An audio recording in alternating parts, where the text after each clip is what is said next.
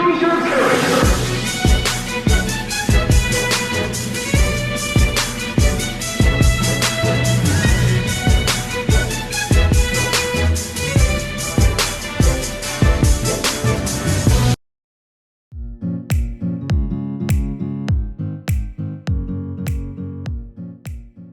Hey guys, welcome back. Today we have Alex. We're very fortunate. He's a vet over in America. Alex, would you like to introduce yourself? Yeah, so I'm Alexander Pop. I am a large animal vet practicing in Eastern North Carolina currently. I have been out of school for about a year. I went to vet school at NC State. I did both my undergrad and vet school at NC State. And yeah, so I've just been practicing out here for the last year. How has it been, like being a new grad and that kind of thing? It was very scary at the beginning. It was really weird because like sort of overnight you go from being a student to being expected to have a lot of answers that you weren't expected to have before. Yeah. But at the same time, it's a lot of fun because you can kind of challenge yourself, and you learn very quickly that that your clients and your professors ask you very similar questions and expect very different answers. So it's just a new challenge, but it's been a lot of fun. That's awesome to hear. Do you have any tips for new grads that you would like, your biggest tip? Probably the number one thing that I would say is to, I guess, don't be nervous about your clients. So this might be unique to me, but something that I was nervous about was I always felt like clients would ask us questions to like test our knowledge. And they weren't asking us questions out of concern. It's like, no, they probably already know this answer, but they're just wondering if I know the answer. That is not true. Yeah. When someone asks you a question, it's because they're concerned about something and like they want your help on it. Yeah. So don't be nervous about things like that. You should feel like you're there to help your clients and that your clients are there asking you for your help too. Right. So it's not like when you're on clinics as a final year student where the vet does know the answer and they're literally just testing you. Yeah. Sweet. Yeah. I will keep that in mind. While you were at university, Yeah. did you have any favorite study techniques? I know a lot of people often ask for that to try and improve their own study technique. Was there anything like your go-to? I had a hard time figuring out what worked for me because a lot of the advice that we got through our orientation were like, you have to find a study group and you have to have a study buddy. And if you don't, you're going to fail. And I'm a very by myself studier. I get very intimidated studying with groups because I always feel like I know the least. Yeah. And I can't really like learn on the fly like that.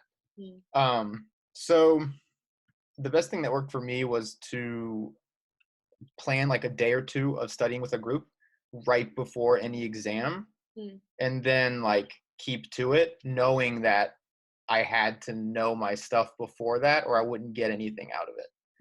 So like kind of use your strengths and weaknesses, but then challenge yourself. So like I had to have all my studying done before I studied with other people, and that kind of forced me to stay on track a little bit.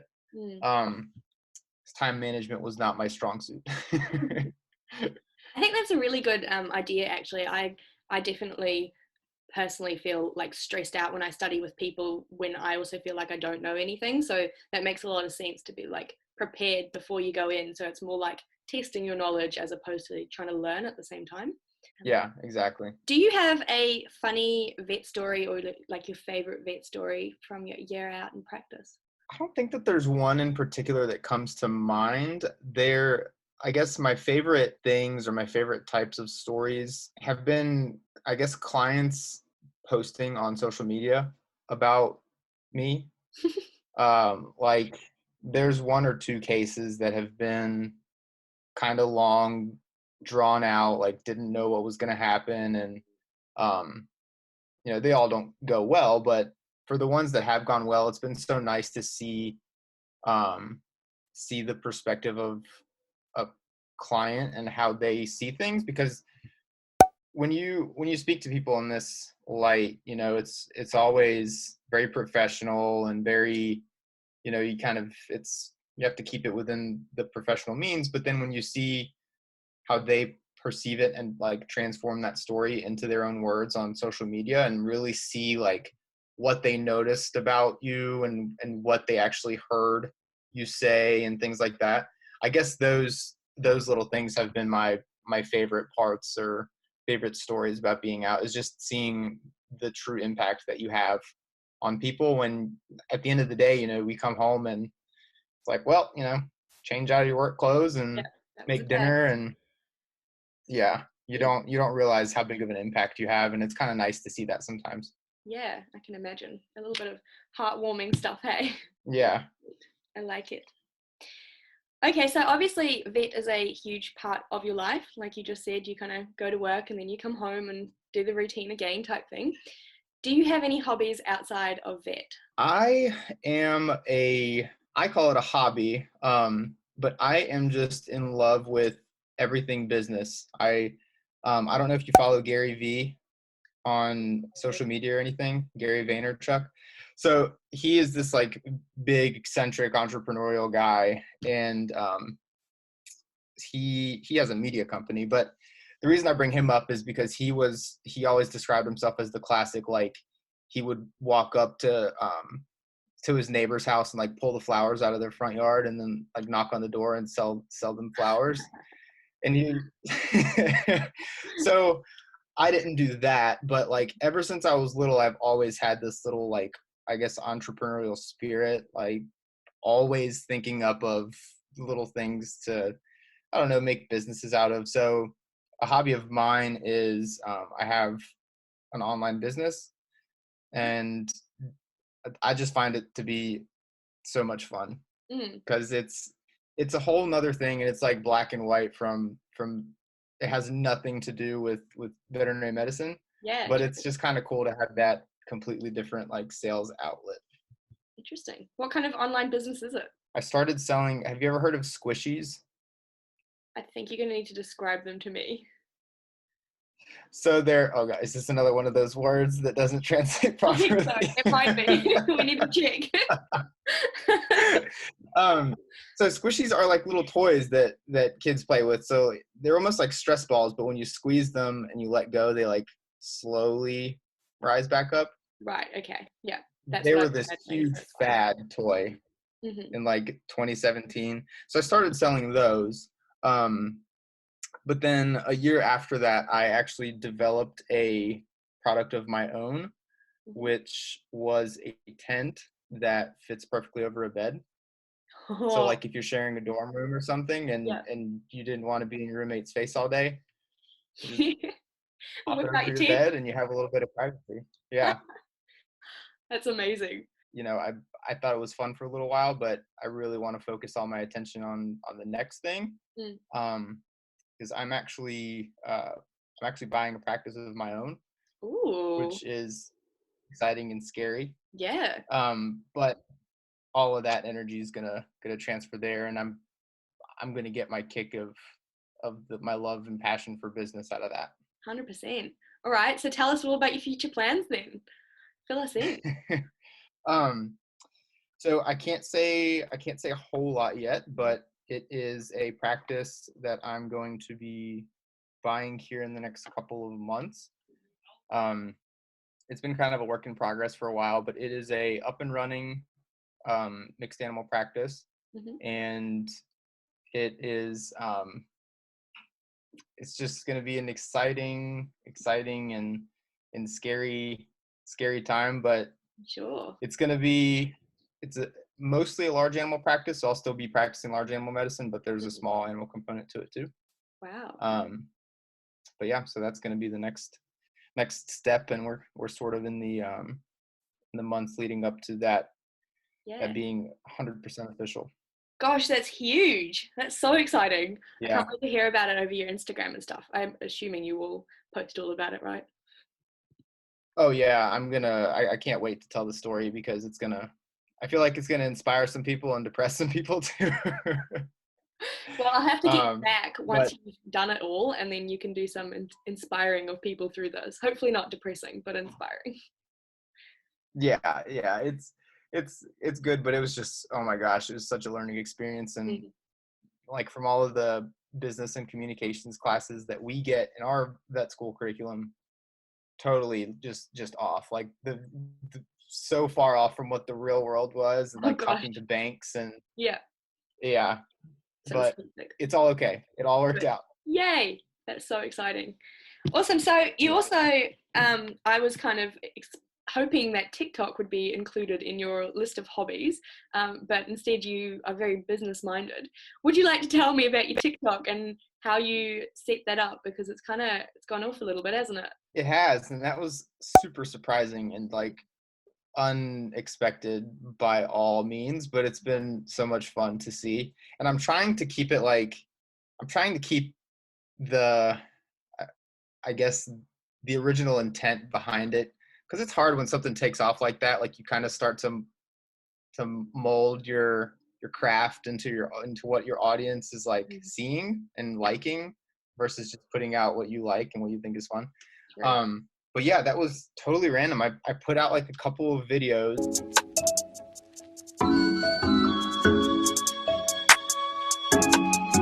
Yeah. It's not that serious. Hey. Walk up in the bitch to clean up froze. They don't fight you where I'm from. Like the beat, I keep a drum. And I guess that TikTok is a testament to completely being yourself, because that, I think that's the only reason that it has been like so successful, because at least through like a professional lens and things like that, you kind of have to censor yourself a little bit on different avenues like Facebook and Instagram at this point. But like TikTok was my thing that nobody had any idea who I was. So I was like, I could say anything, I can do anything. Like I could tell the stupidest, dirtiest jokes, and then it blows up and now everyone is like knows about it. So, Yeah, but no, it's it's been awesome. Like so much fun. I definitely like our class like shares your videos in our Facebook page and stuff, or like people who know that I'm doing vet, they'll come across your videos and like send it off to me, and I'm like, oh, I know that guy. I love it. Yeah, it's I great. love it. So cool though. Especially now in this like super crappy time. Oh, tell me about it, eh? How has this coronavirus episode affected you? It's made appointments a lot different. Like we wear masks at appointments and we try to keep everyone, as far away as possible, minimize the amount of people there. But as far as the frequency and the types of appointments, I think large animal it's a lot more difficult to say that something isn't essential. Yeah. Especially with livestock medicine and, even small things like um like bull reproductive exams. It doesn't seem like it would be essential, but if you lose an entire calf crop because your bull is infertile, then it. So I feel like we've been busier than we have been before. Interesting. Yeah. What? How do you become busier than you have been before? Wouldn't the same things be cropping up, or what? I feel like since people are home, they are using that opportunity to like get all of their horses vaccinated and all their hard work done, and kind of using this opportunity a little bit. At the same time, it has cut down our after hours emergencies by a lot. The after hours emergencies have been very, very slow, and I think that kind of shows just people using their daytime a lot more effectively rather than calling after hours for little things that usually probably aren't emergencies. Yeah, makes sense, I guess. So you basically practice on any large animal, right? Horse, cow, goat, sheep. Yeah. Yep, we do everything. Everything except for dogs and cats. And I say that because we have a couple clients with some more interesting animals. We have some clients with like camels and zebras and what? kind of some oddball things. Yeah. That's a bit crazy. But yeah, it is. But it's fun. We live in a rural place, and there's not a lot of people that will be willing to see those things. So we're certainly not the experts in it, but we have good clients that are willing to sort of let us learn alongside of them, and obviously that's another fun part of the job every day, something a little bit different. For sure. Is that always the route that you kind of wanted to go during vet school, or did you have a point where you wanted to do smallies? What kind of happened there? I had one small portion where I considered doing small animal just because of the surgery component. Like, I love doing surgery. But I also really, really love being outside. And ever since I was a kid, that was always my thing. Is I just absolutely love, hiking and fishing and anything outdoors. So for me to be able to find a job where I get to go hang out with farmers all day and like hang out with cows and do all that sort of fun stuff, it was just perfect for me. Definitely, for sure. Awesome. Well, thank you so much for answering my questions. That was heaps of fun. I do have one final question for you though. If you weren't a vet, what would you be? I feel like I can kind of guess this answer. Yeah, I probably gave that away a little bit. So when I answered this question on my vet school application, I said that I would be a farmer. Okay. I don't know if I would be a farmer anymore. No? Because the internet wasn't a really big thing back then, and now it is. True. I don't know. I feel like I would be. I honestly don't know. Maybe I still would be a farmer. Okay. Would there be a certain type of animal that you would farm? Probably cows. I love me some cows. Do you have a favorite breed? Well, living in this part of the world, I have to say Black Angus, or half my clients will disown me. Righto. Fair enough. Awesome. Well, thank you again. I really do appreciate that, and I hope you guys at home enjoyed listening to Alex's interview. We'll catch you next time. Bye. Bye.